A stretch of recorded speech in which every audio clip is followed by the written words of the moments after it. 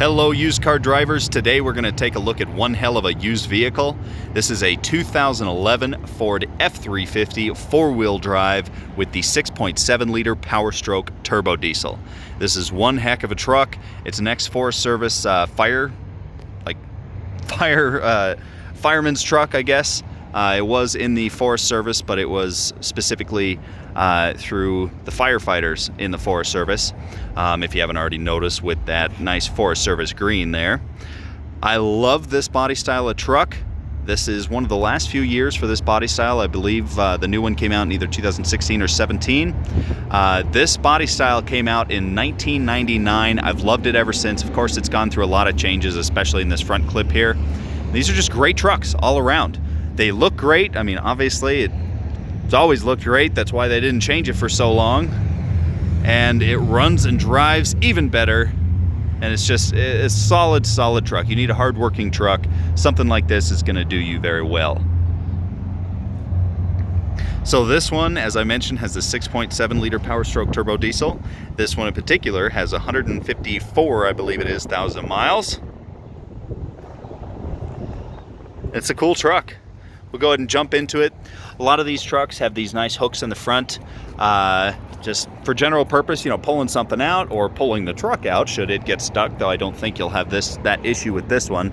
With it being a short bed and extended cab, it's going to have a shorter wheelbase, which is going to make it rock off-road. This one does also have an overload spring down there. It has manual locking front hubs, which is awesome. I like that. Of course, most trucks in this year had the auto locking front hubs, but with this being a government truck, it's going to be as base model as it can come. Another example of that are these mirrors. Normally, these are power extending mirrors, but with these ones, you got to give them a little bit of a tug. A little dusty in there, but what that is that extends your mirror so you can see more out the back. If you're pulling something large like a big travel trailer or box trailer or something that limits visibility, this is gonna give you a lot more visibility. These extended cab trucks are also four-door trucks. This rear section opens up on both sides like so.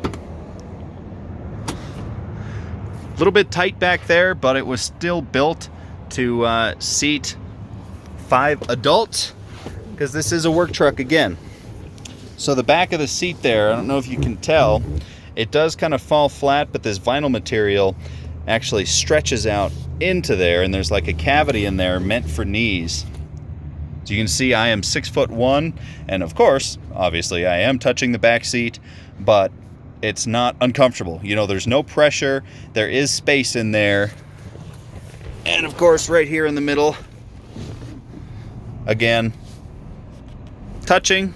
This one is actually the most uncomfortable position back here, just because this is a firm section of that seat there. That's going to be the same thing. It pushes in. This is what your back seat doors look like. Fairly standard there. One thing I will note is there's no area for cup holder back here, but you do have the little fold out windows, which is nice. I like those. And I do kind of dig these almost Volvo looking headrests for the back seat. I would have liked to see them do that for the front seats as well. That style, you can see they kind of have that blocky, I don't know what you call it, bulky, almost masculine looking theme going all through this truck. You can see more examples of it there, really all over the place. So this truck just has your standard Ford key, as well as Armstrong roll up and down windows, which, depending on who you are, is a great thing or a bad thing. Of course, power windows are nice. However, typically, they are more prone to breaking. So, jumping in here, kind of go over a few things. This is your gauge cluster for this truck. Gauges are super simple, super easy to read. I like them. Parking brake, of course. Headlight and gauge illumination switches right there. Simple right here, you just have cruise control. It's nice that it does have cruise control, though. A lot of base model government type trucks often do not have cruise control. You do have a 12-volt outlet right there. Down below there is where you turn off the passenger side. Boy, all of a sudden losing train of thought there. Airbag, thank you. Your cup holders fold out from right there. Moving up, it does have an electric trailer brake controller right there. There's your four-wheel drive switch. Of course, in a modern truck, it's going to be all electric. And your standard radio with CD player. It does have an auxiliary jack right there, so you do still have the option to plug in your own tunes, which is nice, especially for a base model truck. Climate controls are nice and simple and easy to read. Super Duty.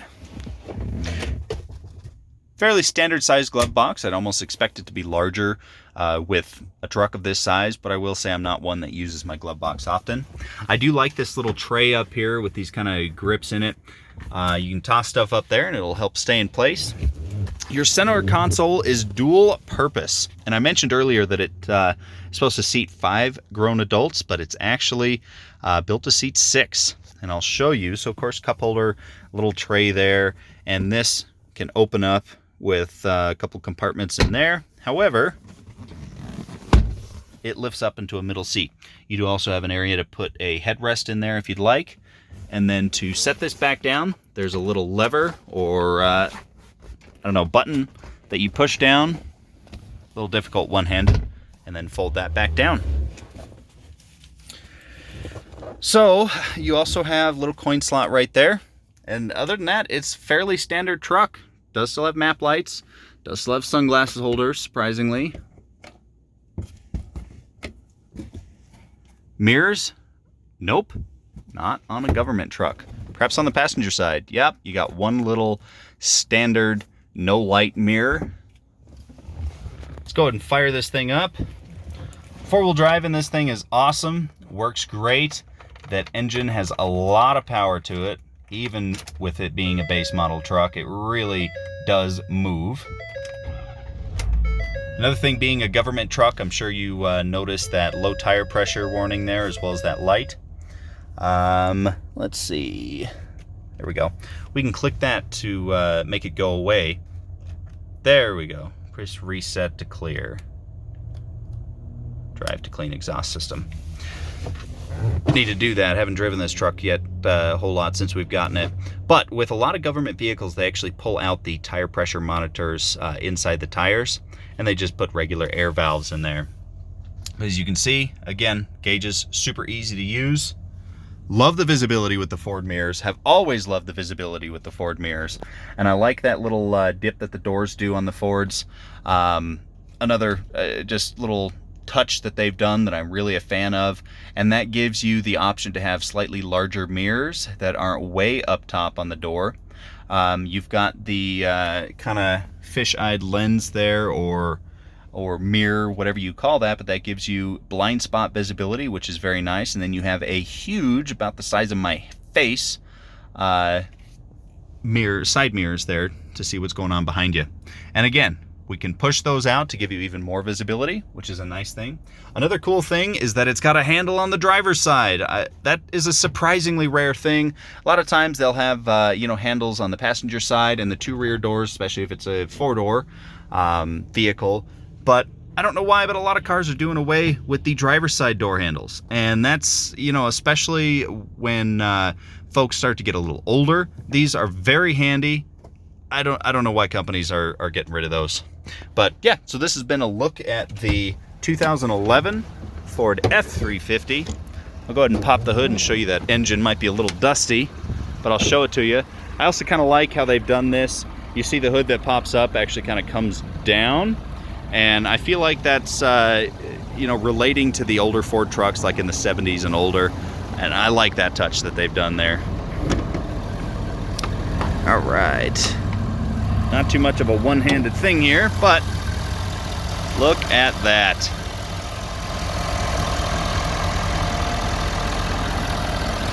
I'm actually impressed with the cleanliness under here. And I'm sure you can still hear me talking to you. I'm not shouting by any means. This engine runs remarkably quiet for being a diesel.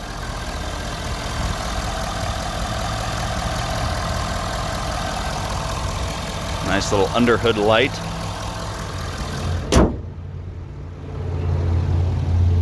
It's a great truck. Thanks for watching this video, kind of walk around on the 2011 F350 base model government edition turbo diesel truck. Stay tuned for the next vehicle and the next video.